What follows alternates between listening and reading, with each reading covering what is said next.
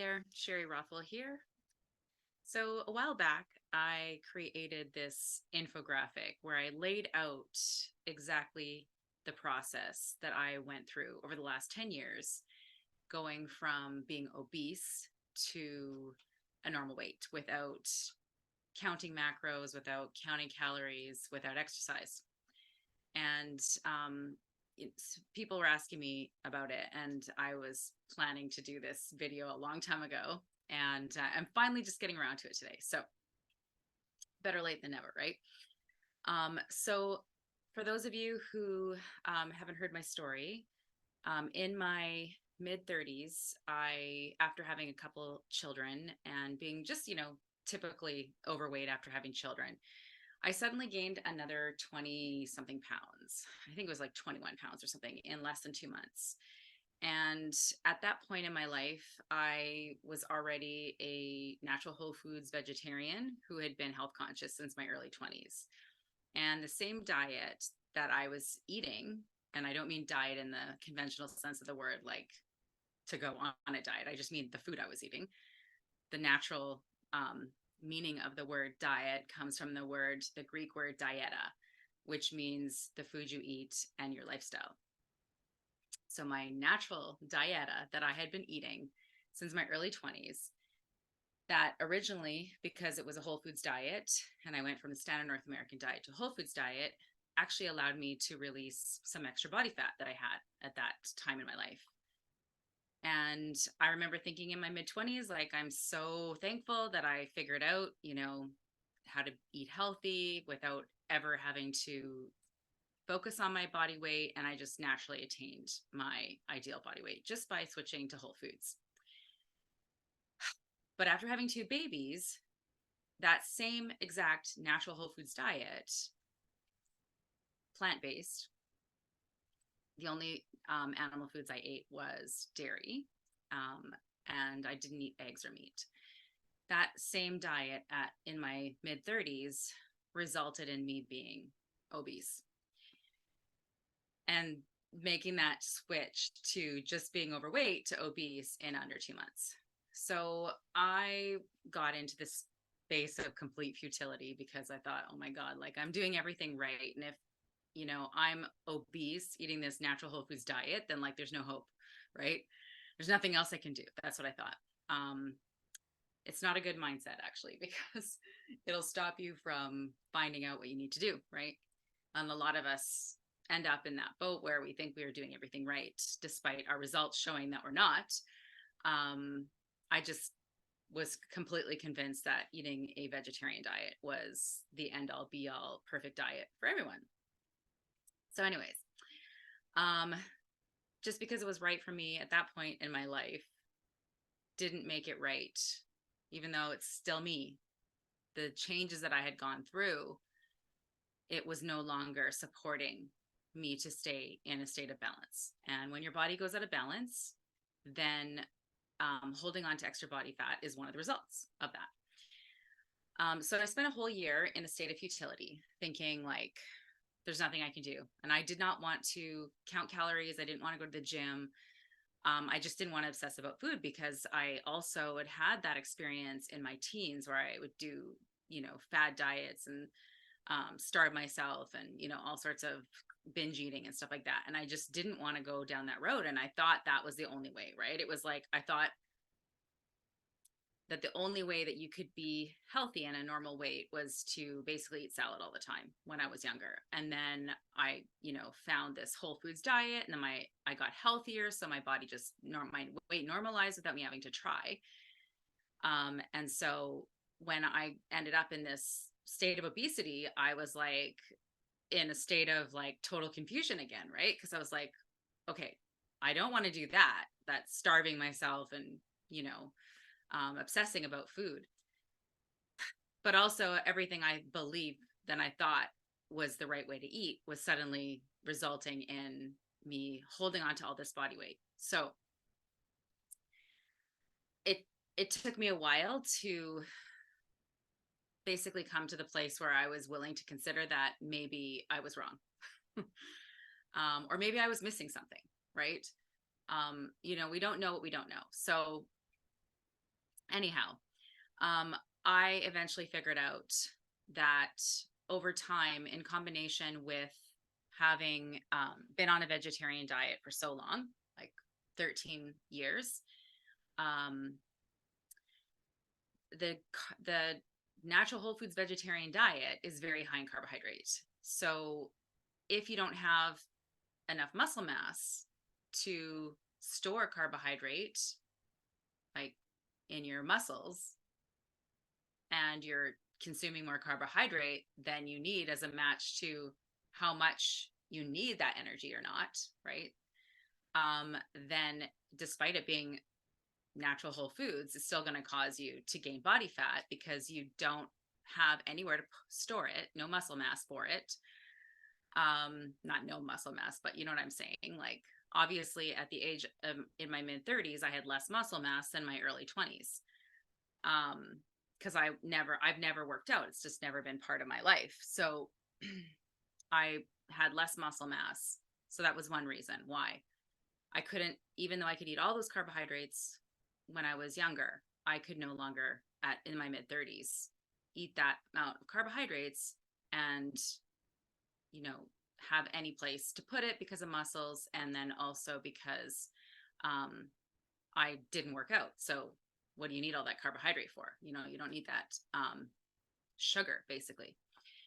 So my body stored it all as fat, despite it being, you know, natural whole foods like legumes and whole grains and like potatoes and yams and sourdough bread, all these healthy foods wasn't working for me anymore.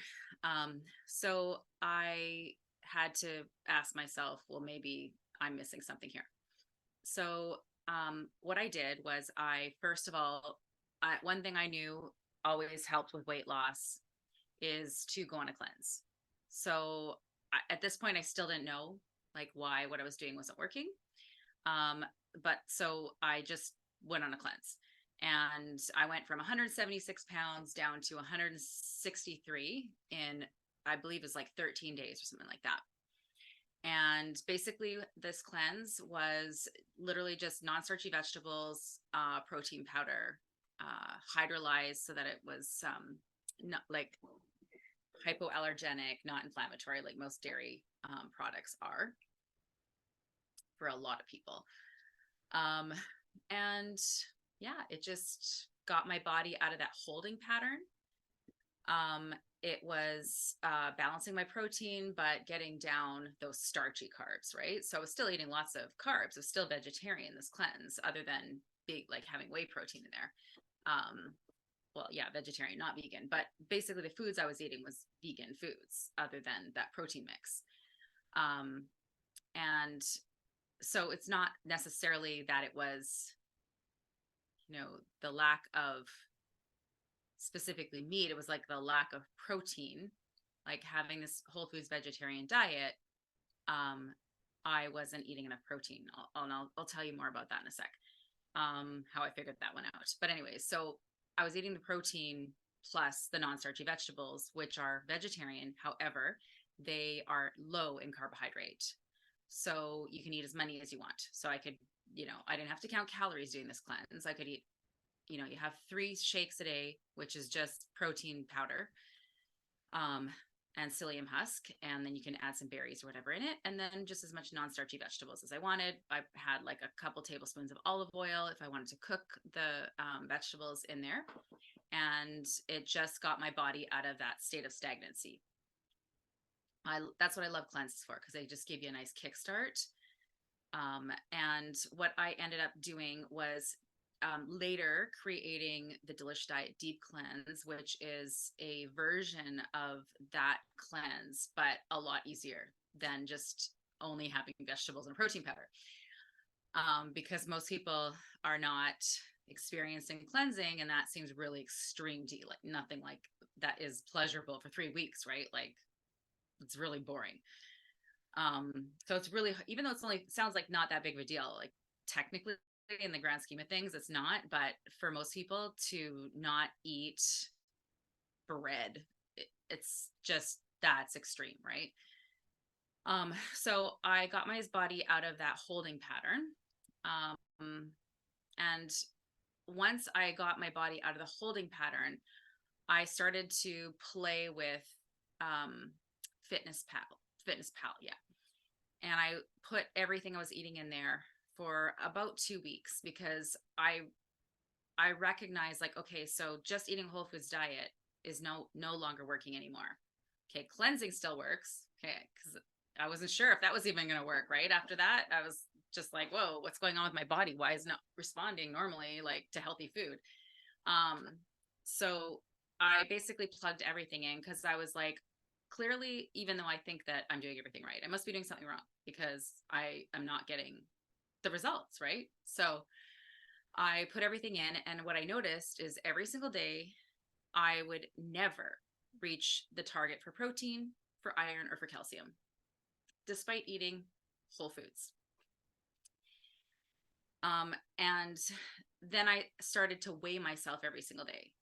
And the reason I was doing that was not to, start obsessing about what I was eating. I just was like, I would need to see why, like, what's going on here? What am I doing? Right. So I saw, I wasn't tracking calories at all. I was literally just looking like at my macros, right? I was looking to see if I was missing something nutritionally that was causing my body to be out of balance.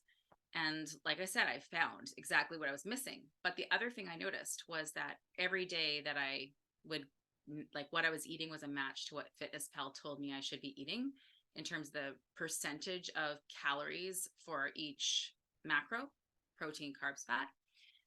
That every time I hit those targets, just naturally, I would gain weight. And every time my macros were the other way, where it was high fat, low carb, and hit my protein targets, I would lose weight. And I only had to do this for like 2 weeks to figure it out, to see how obvious it was. I also noticed that every time I had a potato or a yam, I would literally gain 4 pounds overnight. And obviously, I'm not saying that I gained 4 pounds of fat from a potato or a yam. Basically, what happened was those foods, because they're so high in natural inherent sugar, that despite them being natural, they cause extreme inflammation in my body. And then my body was on fire. And then it actually holds onto water to put the fire out in your body. That's inflammation, right? So I realized, oh my God, like, I could see, like, exactly, like, when I ate the starchy foods, that's what would happen.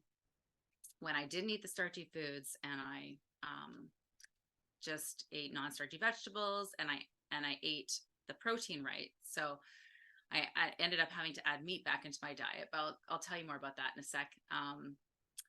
Then I was starting to lose weight. So again, I didn't want to diet. So I kind of looked at, like, well, what does it take in those 2 weeks? I could see what it took to get those right macros without counting anything. So what I noticed was I needed to basically have no starchy foods at all. So I cut out bread, I cut out grains, I cut out legumes. And in place for my protein, I brought in meat.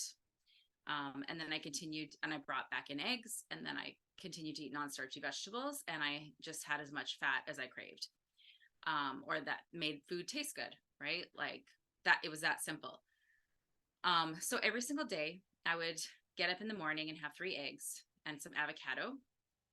And then at lunch, I would have a squirrely bread sandwich. So actually, yeah, now that I think about it, at that point in time, that was the one starchy thing I kept in, was squirrely bread, because it was a little bread. So it was smaller pieces of bread, and they're thinner. So I was able to have a sandwich experience, but with half the amount of carbs almost. So I had that at lunch every day. And then supper was meat and non-starchy vegetables. And after dinner, the only thing I ate was raw vegetables and fluid. So that was basically what I did for 1 year. After 1 year of doing that, I actually, I'll share my screen with you now, because this kind of gets into this diagram of sort of how this happened for me. So 10 years of weight normalization without counting calories or exercise. Okay, so here you go. Here I am, state of futility for a year. I'm not doing anything because I'm like totally pissed. And I think like, this shouldn't be happening to me, right? Then I do that 2.5 week cleanse. So 13, 14 days, I release 13 pounds. And then I, after the cleanse, I do this, right? I minimize the starches by only having the only like starch was the squirrely bread, sandwiches, no eating after dinner other than raw vegetables. And it took me in 1 year of just eating like that, I lost 10 pounds. Now, for most people, they would basically quit because they'd be like, this isn't working. And that's total BS. This is what it takes to actually lose weight permanently. It's to be able to accept a year of eating balanced and only losing 10 pounds. That's like, that led to here. Okay.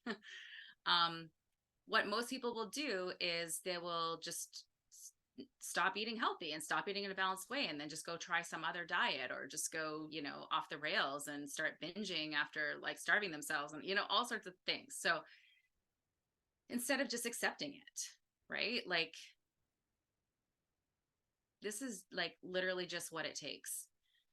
It's basically deciding that you're going to do what is going to actually create balance in your body and then allow your body to decide how long it's going to take before this weight releases, right? So at the end of the day, if all you lose is 10 pounds, what health gains are you going to get in that first year, right?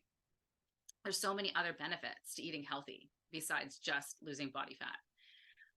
So at that point, I was like, obviously like anyone, I probably wanted to lose more weight fast, but hey, I went down from 176 pounds in 2 years down to 153 pounds. And I felt great. Like this, I was now just overweight instead of obese, right? Like it was great. And the other thing about it that was so amazing is I experienced for the very first time menstrual ease. Okay. So when I was a teenager, I had the absolute worst cramps. 6 hours, I would suffer lying in bed. I'd have to have a bath. I couldn't function. And then I had the worst like mood swings and like terrible stuff. And, the tension headaches and all the things. Then I I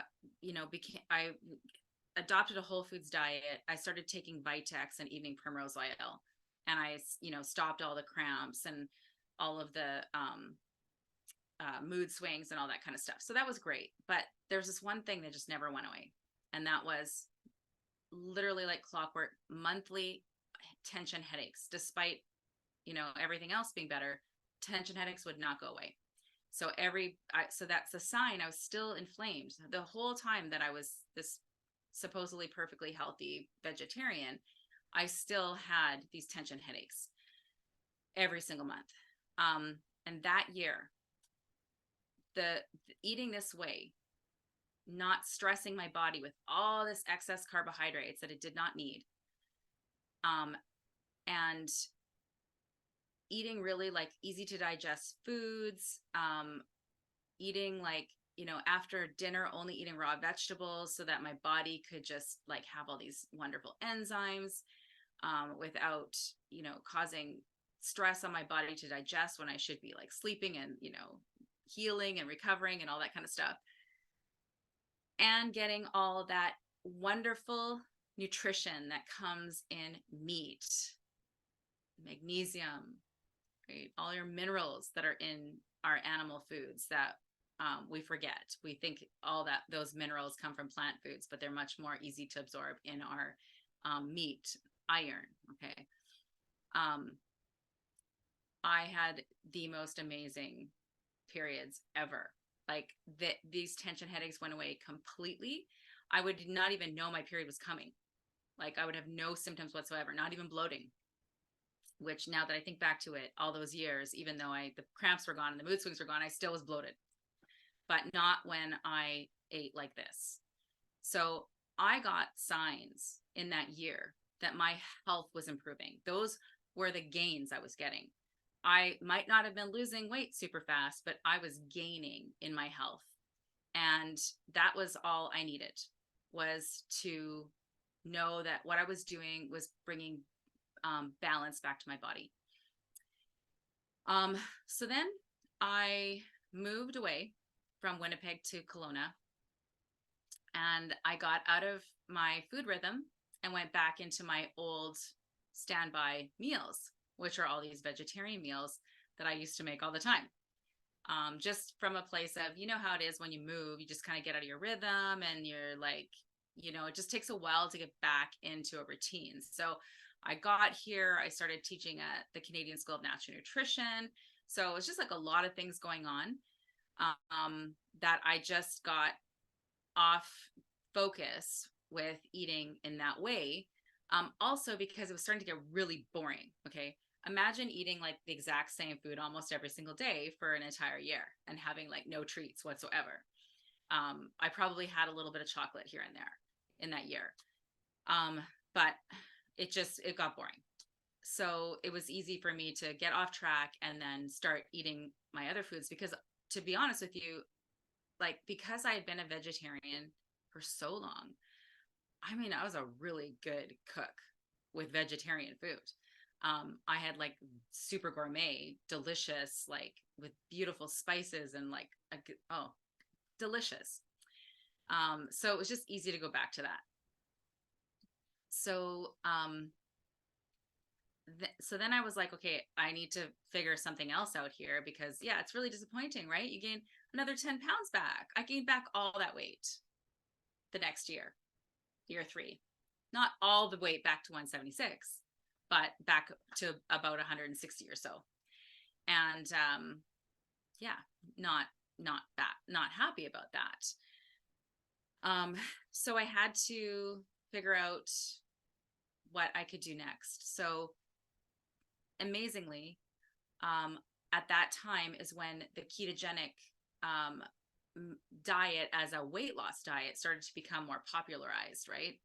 Just prior to that, I had started to listen to Dr. Jason Fung, who is a nephrologist, Canadian kidney specialist who specializes in helping people with diabetes, and is a very well-known expert on fasting. And so I started to, at about the same time, started to notice that people were starting to use the ketogenic diet as more than, because originally the ketogenic diet was a therapeutic diet for epilepsy.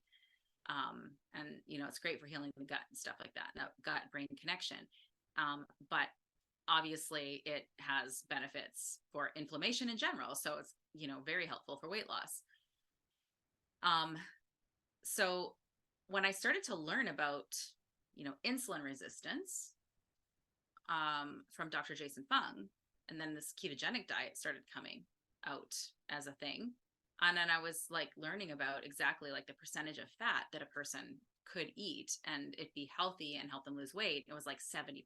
And I thought, to be honest with you, if I had not already experienced those 2 weeks where I had noticed that when I was eating 50% of my calories as fat, that I was losing weight, I think I would have been like, especially all the indoctrination as a vegetarian, I would have been like, no way, like 70% of fat is not going to kill me, right? Like we're all brainwashed to believe.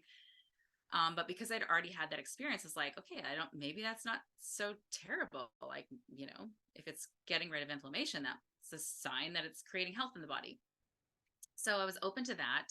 And then I was like, it was solidified to me that I understood how I ate the previous year that allowed me to lose 10 pounds without any dieting or anything, no counting anything, no exercise, just my normal, nothing had changed in my movement at all in all this time. I then realized that I actually had insulin resistance. Now, I was never diagnosed with insulin resistance. It's just that most people have insulin resistance to some degree, because we live in a society where we have a plethora of starchy carbohydrates that we can get access to, that our ancestors would have had. It would have been taking them a lot like more effort to get that level of carbohydrates in their diet, right? So even though they're healthy and they're whole foods, still very much an unnatural amount. Okay. So especially if you're not active, right? Like if you don't have the muscle mass and you're having carbohydrates and you're not going to use them, then your body has no choice but to store them as fat. And I had the susceptibility of, these things coming together to make it so that I could no longer tolerate this level of sugar. So one of it, and sugar, but I mean inherent sugar. I'm not talking any added sugar. What I'm talking about is the sugar molecules of glucose that are inherently in all carbohydrates. And your body does not care if that sugar comes like white sugar off a spoon, for tea or coffee, or whether it's from a yam. It doesn't care. It has no moral judgment on that. It's just like, this is too much carbohydrate. Got to do something with it. It's not safe to have it up in your bloodstream because it's inflammatory. And, sugar is actually the reason why people have fatty liver disease, heart disease, all these different things. It's not fat. So it's something that like we've all been brainwashed to think that fat is the problem when the problem is carbohydrates. Okay. And it's not that carbohydrates are inherently bad either. It's just the context of our society and, the unique situation of the person. So when I was in my early 20s, all those carbohydrates were fine because I had the muscle mass and I was probably a lot more active. But, in my mid 30s, now I'd had 13 years of being a vegetarian, of having a high carbohydrate diet and having a low protein diet, very bad for blood sugar. And I actually had all the symptoms of low blood sugar. I had hypoglycemia the whole time, needed to snack all the time. If I was hungry now, and everyone better get out of my way, or we better get home now, or we better get to a gas station or to a restaurant or whatever, right? Like, I was hangry. But I underestimated how serious that was, right?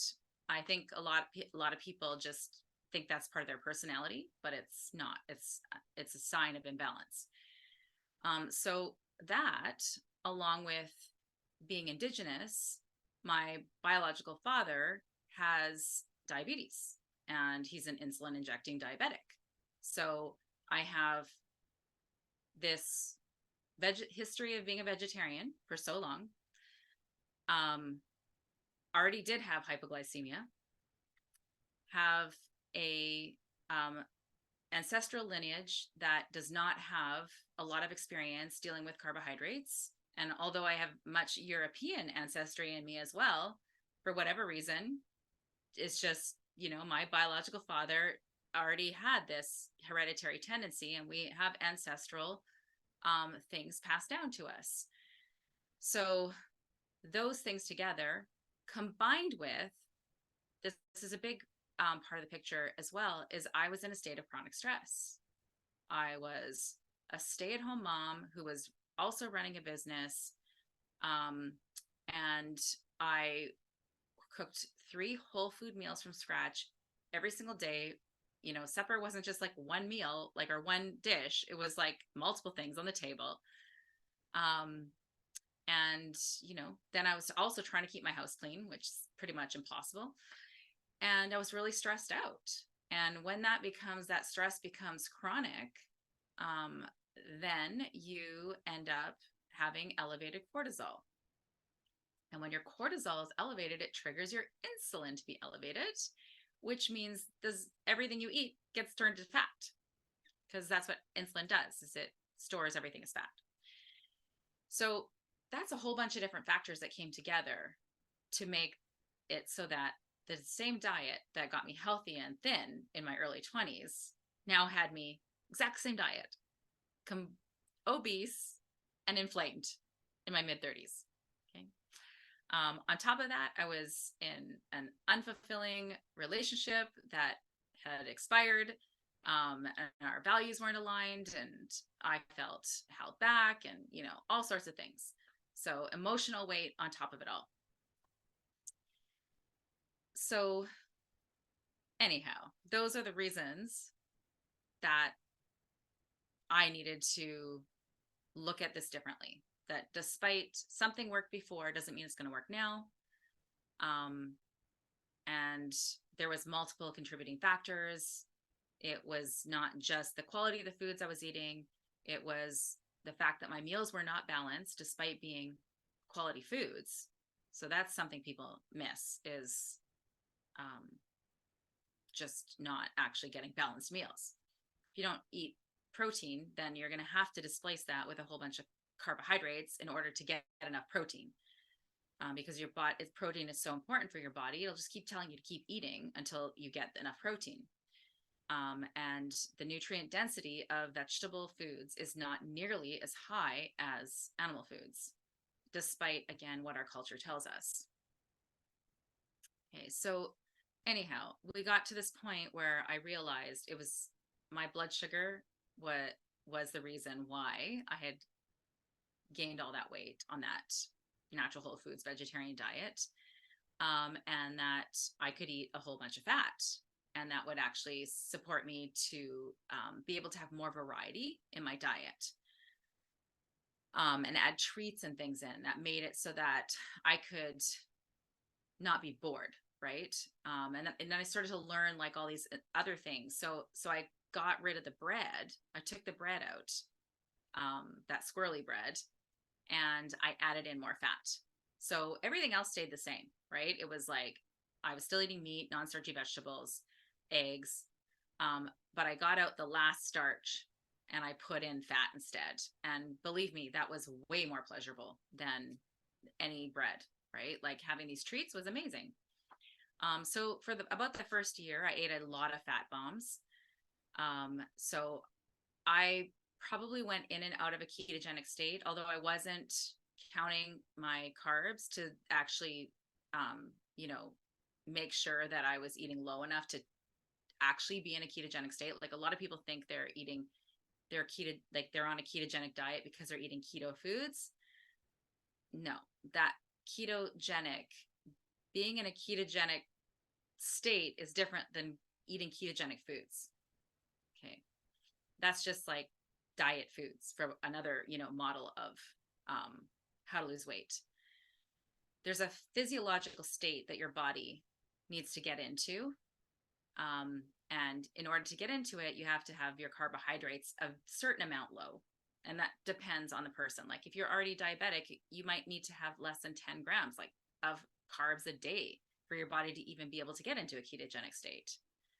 It would be different if you're, younger, or you're not diabetic. You'd have more leeway with be able to have more carbs and then still be able to get into a ketogenic state. But it's around 20 grams, right, of carbs. And most people that think they're on a ketogenic diet are not eating that low of carbs, and they are just eating the keto foods, right? Not even testing necessarily their urine to see if they're actually in a ketogenic state. So I played with that for about a year, and that was in year 4. And look what happened. So in year 4, I ate in a way that I didn't count my carbs, but I knew which foods were super low carb, and I ate a lot of fat, and I did get into a ketogenic state. I mean, the whole year I wasn't checking my, ketones, but there was a point where I did pee on the sticks to see that I was in a ketogenic state. And there was definitely a period of that year where I know I was, because I tested it. But at the end of the day, I just started getting so much progress at that point, by doing that. So I completely eliminated starches. I ate as much fat as I wanted without any limitations.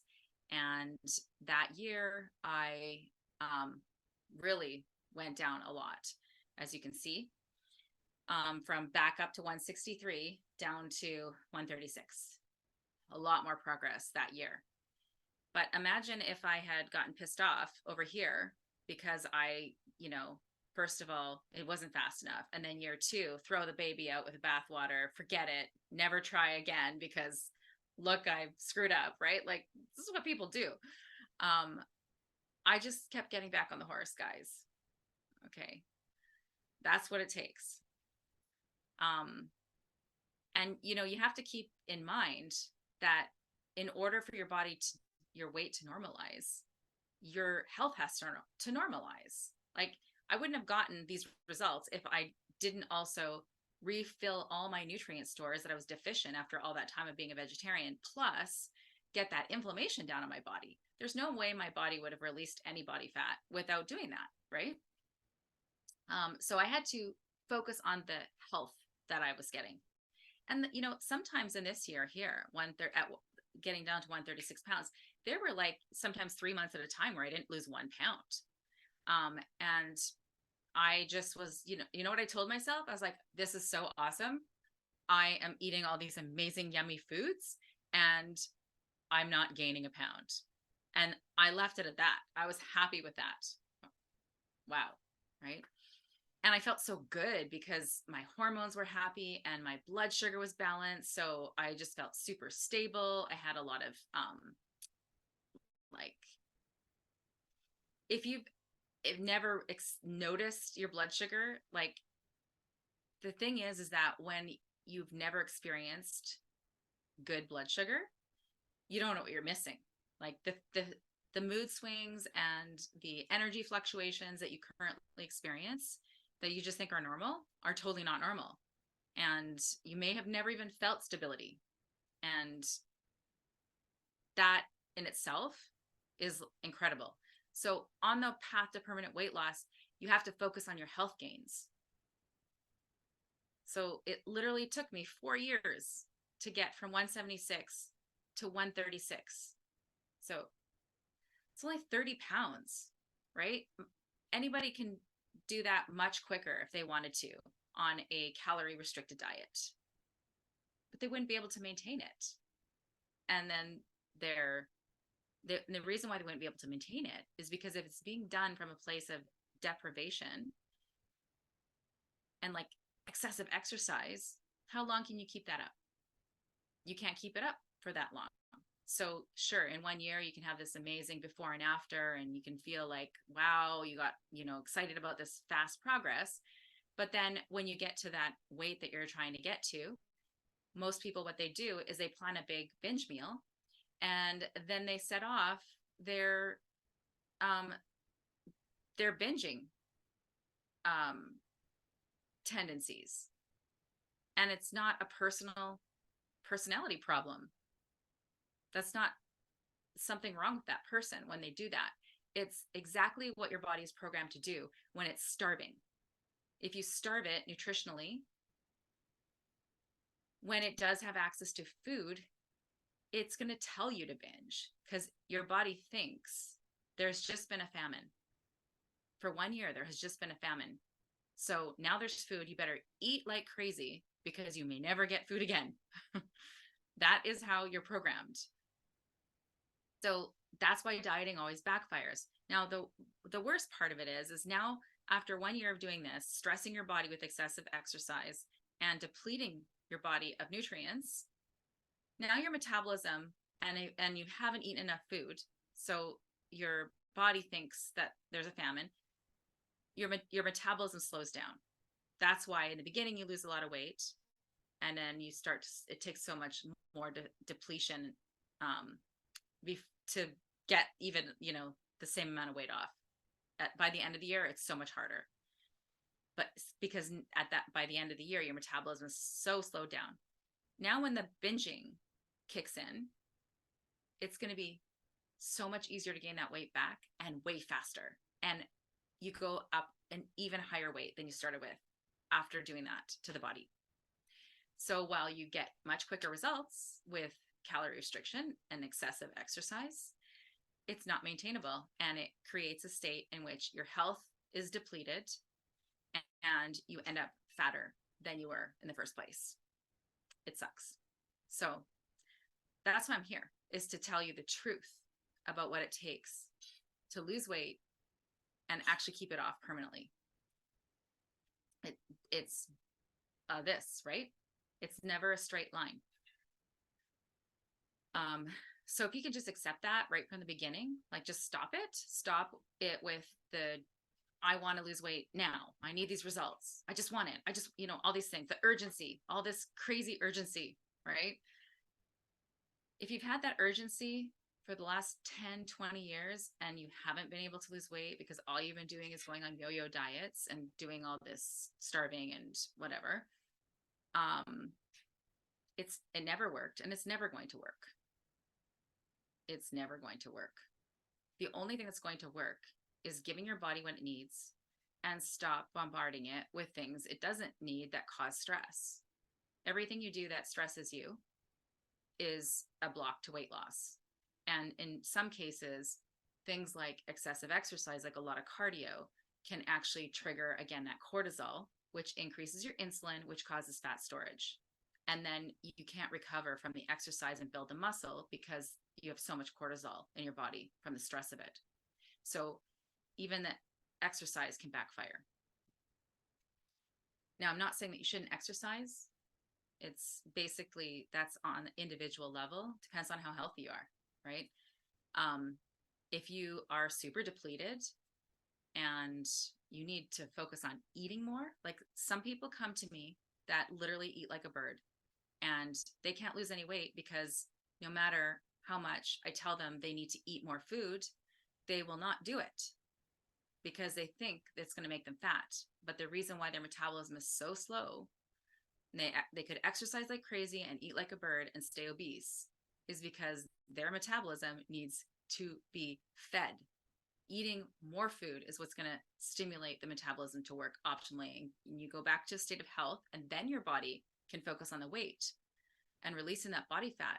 But until it feels safe enough to do so, meaning it has optimal levels of nutrients inside of your body, it's not going to do it. It's going to be like, nope. And basically the body goes into a holding pattern. You got fight, flight, or freeze.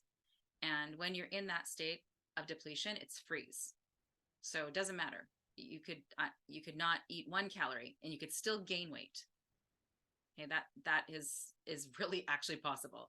Okay, one time I was ridiculous and I did a cleanse in it's called the Master Cleanser. I did it in January in the winter in Winnipeg, like 6 or 7 months after having a baby, and my body went into freeze mode. It was so freaked out about me not eating food that after, it was like 11 or 14 days of just having water with lemon juice and some cayenne pepper and maple syrup, and not a lot at all, I think I lost 1 pound in those days. Okay. If you do calorie math on that, I should have lost a lot more weight. But that's not how the body works. The body doesn't have a calorie counting organ inside of it. What regulates whether or not you store body fat is hormones. So in order to achieve your ideal weight, you have to balance your hormones.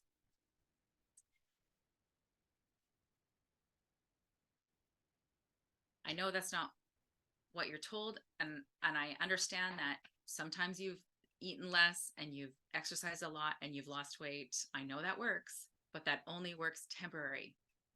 And that is basically what keeps people on the diet roller coaster, is that quick fix, right? That instant gratification. But it leads to, unfortunately, the very opposite of what you're intending. So what you want to do is put your health first, focus on bringing your body systems back into balance, restoring your nutrient deficiencies, letting go of the urgency to lose weight, focusing on your health, focusing on feeling good, focusing on self-love, focus on putting food in your mouth to nourish your body and to make it healthier. Looking at all the other areas of your life. Where are you, what are the chronic stresses in your life, dealing with those, right? Basically how to deal with that is to address the stress rather than stress management. You have to actually face that stress, and it forces you to actually take on an acute stress, right? The solution to all of your chronic stress is facing some sort of acute stress. It's a conversation you've been putting off. It's something you're just afraid of doing, like maybe quitting your job and going back to school or whatever it is, right? Those things are acute stresses that actually change the trajectory of your future and get you out of that chronic stress cycle related to whatever those chronic stresses are in your life. So that's amazing because your life changes, right? But also on a physiological level, when you go from freeze into flight, okay, it sounds bad, but actually it actually helps you to release body fat, because your primal brain, it thinks that a tiger is chasing you, right? So the only safe thing to do if a tiger is chasing you in a state of acute stress, meaning it's just happening now and it's happening in a short period of time, it triggers the hormones to want to release body fat so you can run away. So for me, that was going through a separation, right? So here's how that happened. This year here, I lost another 10 pounds, but I wasn't trying to lose weight. I was still eating the same way, but that's acute stress. I dropped another 25 pounds, or sorry, another 10 pounds, down to 125, because I had to face an acute stress, which was the chronic stress was my marriage. The acute stress was leaving the marriage, right? That allowed me to lose another 10 pounds, but that wasn't exactly healthy for me. Like, I'm better off to be 136 pounds of muscle than 125 pounds and a size 4, right? So I did actually get down to a size 4, but it's not where I want to be. I'd rather be at 136. So then for each one, it's going to be a different scenario of something that you're going to have to do to change a state of chronic stress. You can also create acute stress in a positive way, right? Not all stress is bad. So maybe there's something amazing that you want to do with your life that you haven't been letting yourself do, that you can do now, that will be creating acute stress, but it's for positive. Like maybe it's like public speaking or something. That's an acute stress for a lot of people.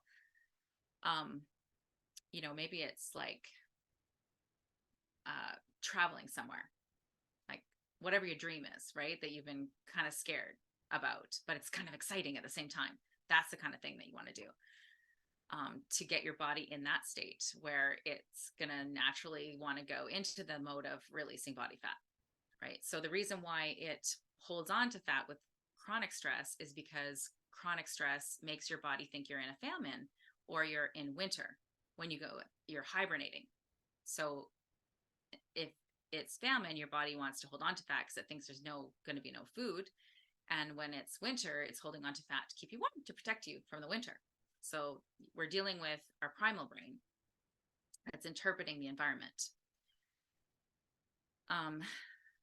So after the year 6 and 7, then I just continued to eat the same way. I just ate carbs. Like I ate basically the same way. It was like as much fat as I wanted, non-starchy vegetables. If I made treats, I made like with almond flour, coconut flour, like that kind of thing. And I would have one eat up day at least a week. So I would let myself eat whatever I wanted. Like, I'd go to a family gathering or to a restaurant or out with friends. I just eat whatever. I would have a burger and fries. No big deal. Just once a week. And that actually can be helpful on your weight loss journey to do that, because it will actually remind your body that it's okay. There's plenty of food out there, right? It's like, it's not, so you're eating all this like, protein and fat, but you also reminding it, oh yeah, there's also carbohydrates out there. It's okay. You don't have to worry. So it can actually stimulate your metabolism to do that at least once a week. So in the beginning, I did it like a whole day. I would be like, woohoo, this is my day. And then that would be the day I would go and eat out. And then I would be like, oh, I'll just go out for, lunch and supper. But what I found is, um, I didn't like it, because if I had it carbs at lunch, say if I had like a sandwich, um, and potatoes or something at a restaurant, that would be enough carbohydrate to stimulate my blood sugar, that by the next meal, I also wanted a high carbohydrate meal. And I was quite sensitive to the sensation of I've had too much sugar that I don't need, that I would feel uncomfortable. So now, today, I actually will only have that kind of a meal at dinner, because then I know it's not, I'm basically still going to eat my nice balanced breakfast and my nice balanced lunch, and this dinner meal. If it's going to be carbohydrates then, and it's going to be too much at that point where it, yeah, I would notice the blood sugar part. I'm already asleep at night, right? Like, so it's not, to me, it's not as much of a bother, but it still gives you that stimulation, right? To remind your metabolism, everything's okay. There's lots of food out there. Carbs have not disappeared, right? Or starchy carbs have not disappeared off the face of the earth. It's also beneficial to incorporate at least one meal a week with some sort of like, as long as you don't have a bona fide, gluten sensitivity or celiac, to have some bread once a week. Because if you never eat something ever again, then you start to lose your digestive capacity for it, because you're not ever like getting your body to be challenged in that way. So I like to have it, if I go to a restaurant, I always order something with bread, because I want to remind my body, like, this is how to digest this, and to keep the flora in my gut that will help me to digest that food. So that's another reason why, is to keep that to keep the microbiome optimized, to be able to eat that food if I should want to. If I didn't eat bread for so long, that changes my microbiome. So I mean, ideally it would be organic sourdough, and sometimes it is, but sometimes I'm just at a restaurant and it's whatever is there. I don't keep bread in my home. I basically only eat that when I'm at a restaurant. I also don't keep potatoes or yams or starchy like legumes or grains either. I just have that when I'm out, or if I was having a special meal, like I was having somebody over and I was making food for others, then I would buy it for that. But I just basically keep my kitchen basically just the foods that are low, naturally low in carbohydrates. So then I'm not, I mean, why would I put something there I don't want to eat? I mean, if it's there, you're going to eat it. So, my perspective is that you set your kitchen up to be healthy. And to me, even though I'm not overweight, I still don't have sugar to eat in my kitchen, right? Why would I eat sugar? There's just no reason for it. Even at my ideal weight, there's just so many other ways to eat that it would just be crazy and insane. And people do this all the time. They put things in the back of their fridge or the back of their cupboard that they want to eat later. And if you're doing stuff like that, it's literally showing what your mindset is. Your mindset has not changed. It's using willpower, right?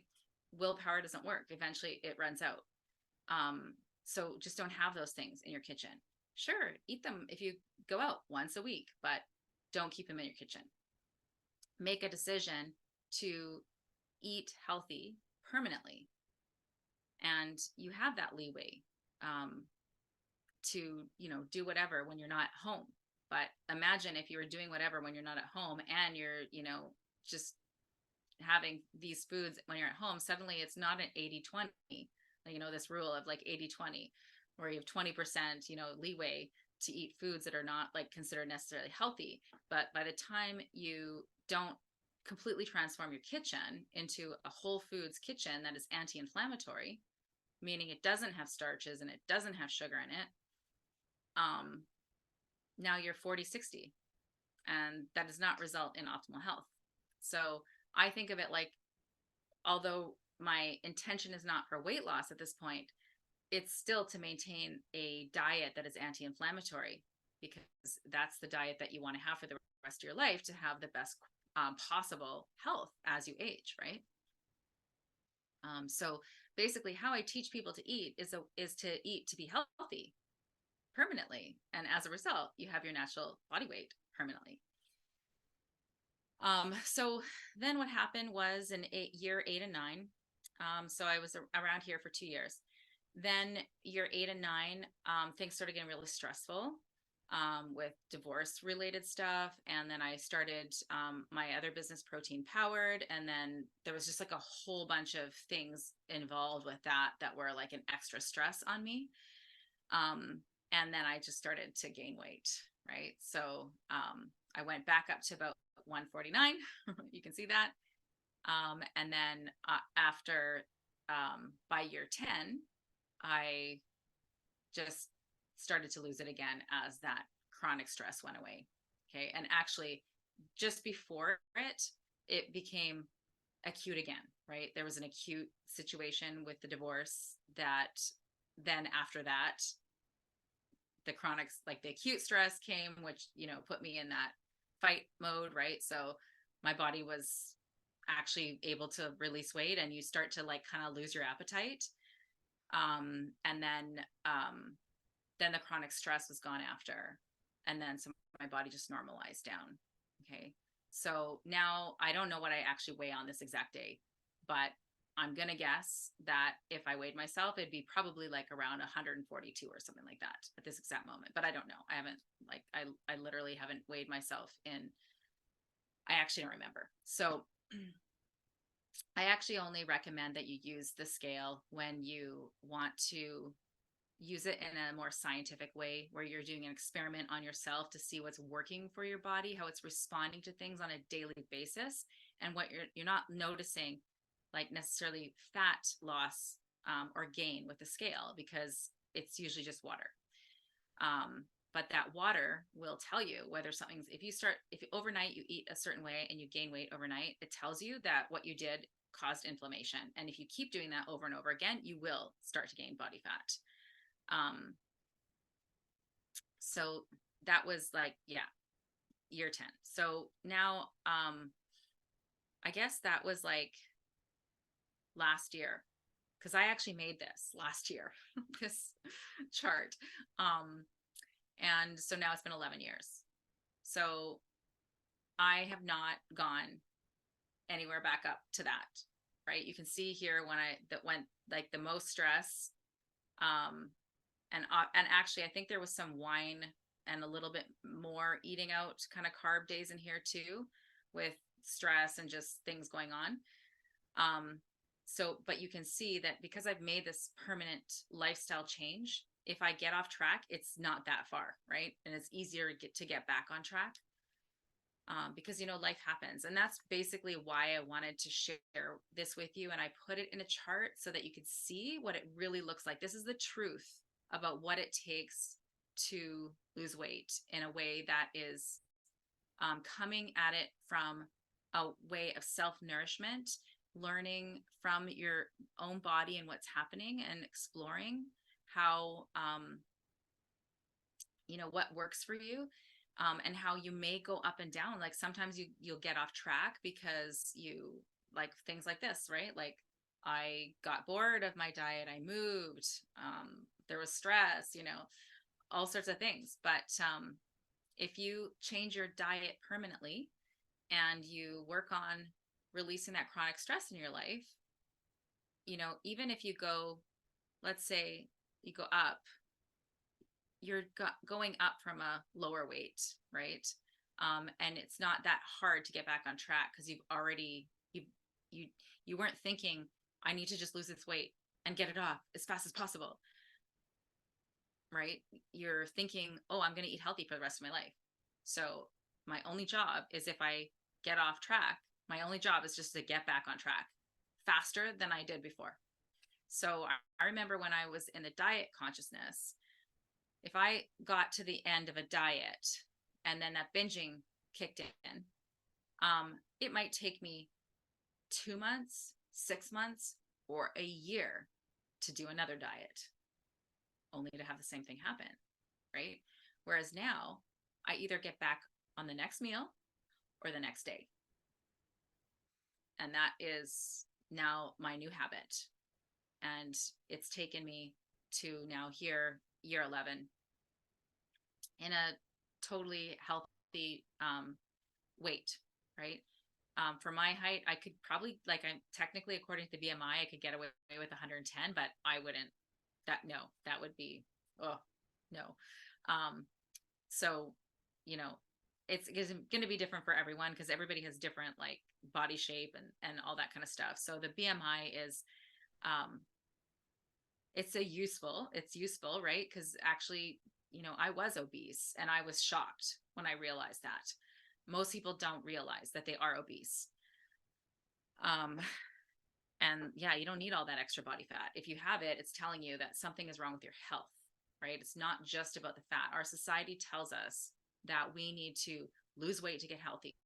But actually what we need to do is we need to get healthy. And as a result of getting healthy, our body has no reason to hold on to that extra body fat, and it will just release it, but it will release it in its own timing. Your body has wisdom about the invisible workings inside of you that you don't have access to. And you may be focused on wanting to lose weight fast. That might be your focus, but your body might be like, well, no, actually, your bones are breaking down because you're not eating enough calcium or protein. And actually, that's our focus right now. We'll deal with the fat later, right? So just trust your body, trust the process, and make a commitment to focusing on your health and learning how to trust your body and learning to listen to its language, and relate to your food from a place of self-love and feed yourself from a place of nourishing your body as a temple, because that's what it is. If you don't have this body, then you don't get to have this life. And if maybe you have a long life, but you're not well, then you don't get to enjoy it. So at the end of the day, it's always putting your health first.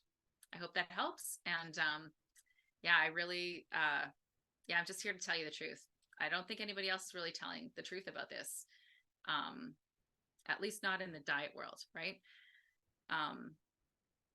It really does take time. And there's just not a lot of people who have actually lost weight and done it without dieting, who are still doing it. And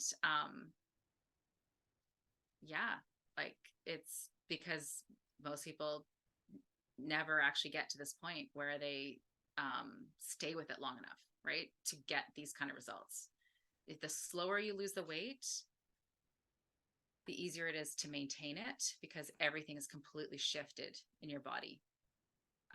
The quicker you lose weight, you're going to be quicker to gain it back. And another thing, just one more thing to tell you about the body, is that in the beginning, because your body is focused on reordering everything and prioritizing things that you don't know it even needs to prioritize, the weight loss in the beginning is usually slow. Like, well, immediately at the beginning, just by eliminating a lot of starchy carbs, you'll drop a lot of water weight immediately because of that. So you'll get, that first 10 pounds can come off easy. But after that, it's slow. But then the closer you get to your ideal weight, the faster it is. You saw how much faster that year, let's see, hold on, let's go back to the diagram. Year 4, I lost much more weight that year. I was closer to my ideal weight and I lost it so much faster. Okay. So much slower right here in the beginning. And that's just something, a hoop that you have to jump through to get to your ideal weight. And yeah, everybody's journey is unique. So it's not yours isn't gonna look exactly like mine, but you do have certain health needs that we all have. And that's what you have to focus on first, is getting that body systems balance. And then along with getting your meals balanced, right? So that if you balance your meals with the right amount of protein, carbs, and fats. And I don't mean like you have to measure it and put it in Fitness Pal and all that kind of stuff like I did. Like there's simpler ways of doing it. It's just really about learning about nutrition, and it becomes second nature, which is something that I teach in my courses. I'll put the link to the courses underneath the video or on top of the video or wherever this, yeah, I think it's going in Facebook. So it's going to probably go up. Or if it's not, no, it'll go on YouTube too. So it'll be underneath on YouTube. In those courses, I teach you nutrition, right? And so it's not difficult to create a balanced meal. You don't have to count anything. But the point is that in the fitness world, if you go to like a fitness person to help you lose weight with exercise and diets and calorie restriction, the focus will be on the macros and the calories, but not on the quality of the food, right? So you can end up having nutrient deficiencies. So that will slow your metabolism down. Plus, of course, the restriction of calories and the excessive exercise on less calories slows your metabolism down. So you'll get quicker results with guaranteed. If you go to a fitness person instead of doing what I'm telling you, you're going to get quicker results with them. Okay. Because that works in the short term much faster, but there's that rebound. So ultimately, it doesn't work permanently. And then on the other side, you'll have holistic nutritionists and other health conscious people will tell you the same thing as me, that you have to eat healthy and not diet. But their focus is too far on the taking supplements and the just eating organic food side of things, right? That will not work for a person who's not eating balanced meals, right? So we have to marry these two worlds together, where we acknowledge the importance of the macronutrients by making balanced meals out of whole foods, right? So organic, whole foods, balanced meals. If you balance your meals, so you get your macros right and learn to do that as like second nature without having to do apps and all that kind of stuff, and it's based on natural whole quality foods, you automatically get a wide variety of micronutrients. Those are those vitamins, right, that we end up taking. You can't get results by taking vitamins without balancing your meals. It's just not going to work. You need those macronutrients. The reason they're macro is because they're big. That means they're a big part of things. But if those macronutrients are based on processed food, and the mentality of the diet is a calorie is just a calorie and it doesn't matter the quality of the foods, well, then you're going to have all these micronutrient deficiencies that are going to slow down your metabolism.